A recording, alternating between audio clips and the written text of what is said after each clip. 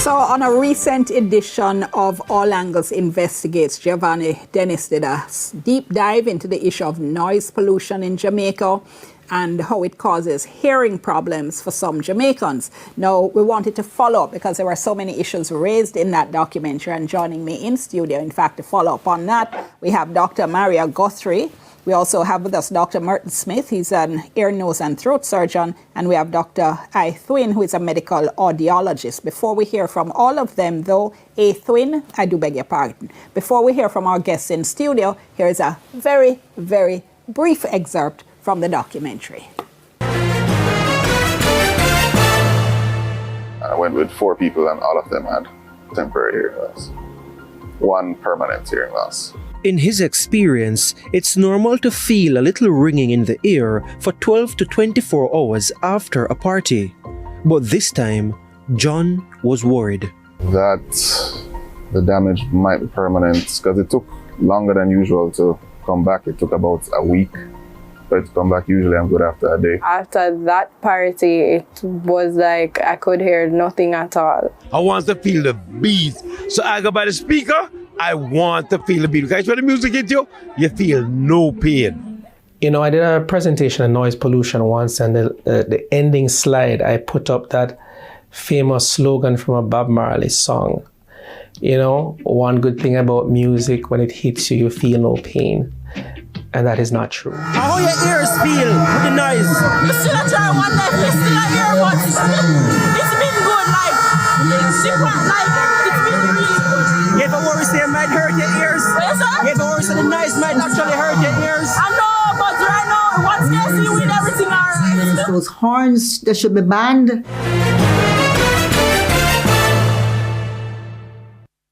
Okay, thank you all so much for coming in. Dr. Guthrie, let me start with you, because after you watched the documentary, you posted that, in fact, you had had an experience with noise affecting your hearing. Can you tell us what happened? Yeah, man, sure. So I'm here as a doctor, but I'm going to be the patient based on this panel.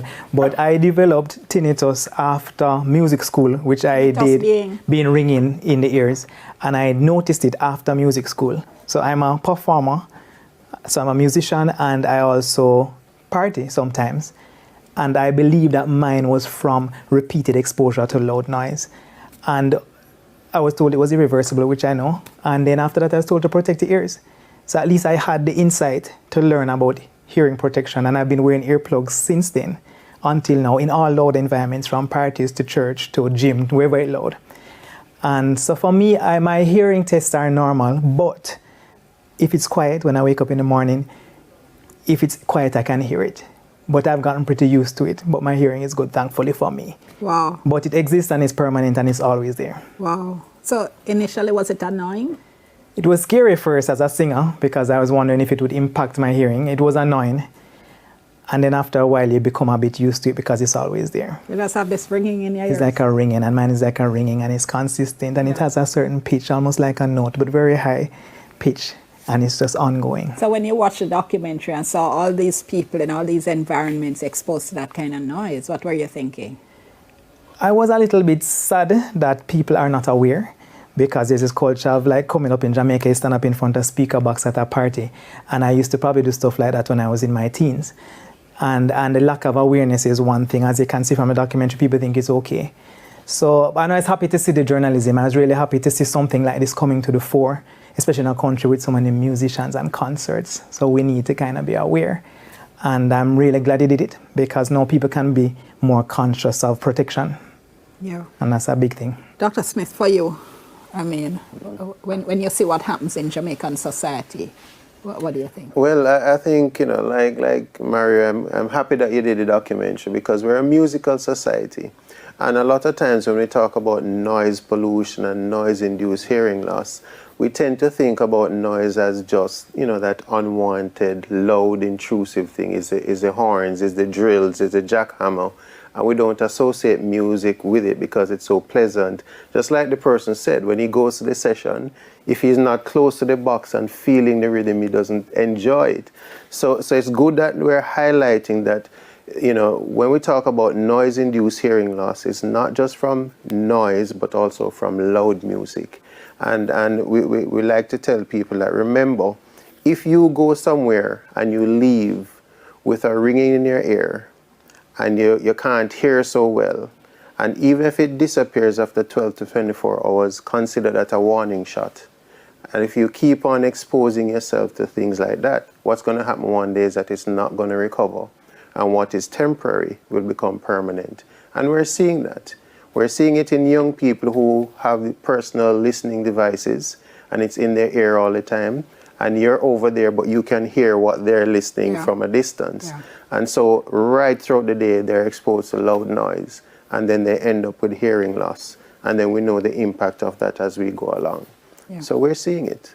For you, Dr. Swin, tell us perhaps what are some of the most concerning or startling things you've seen?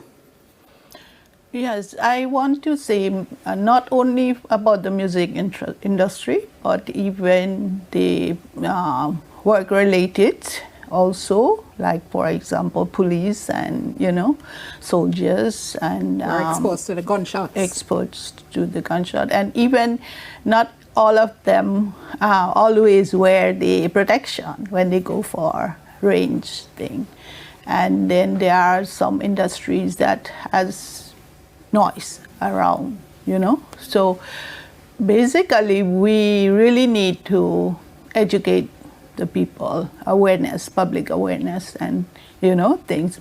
The documentary was very good, and we need more like that to keep reminding the people. And once you have that, notice that the ringing in the ears or you're not hearing so clear, and then you need to go and do the testing. Wow. If you diagnose early enough, and then maybe there is, for you in the future, you can do that so that the repeated exposure is not going to happen, and you can prevent that way as well. Yeah. Right? What's perhaps the most startling thing you've seen, Dr. Smith, in your practice? In terms of as a result of noise, yeah. So it's, as I say, I came up knowing that it's old people who have hearing loss. And then when you're in the practice and you have young persons who are coming with hearing loss, it is something that is going to be alarming. And noise-induced. Noise-induced, yes. So the vast majority of these 20-year-olds who are coming in with this hearing loss, a lot of them is noise-induced. Statistically, it's said to affect between 6 and 24% of young persons, which is a growing figure, because now we have them exposed. In the past, it used to be persons who they've worked in a factory for 10, 20 years, exposed to 85 decibels of noise every day for 8 hours. And if you want to just have an idea of what 85 decibel is, it's your blender at home, and you're standing close to the blender. So imagine a drill or a jackhammer. That's going to be a lot louder. A nightclub can get to 120 decibels. And we're saying that 85 decibels is that level that will end up causing significant amount of noise damage. Wow. We talk about gunshots that can give you 145 to 175 decibels. So just imagine that, and remember that at around between 100 to 120 decibels, you can actually have pain. So you reach your pain threshold with noise, and so you have to be careful and to be aware of what noise is and what the threshold is, and that you try to keep below that threshold. Okay.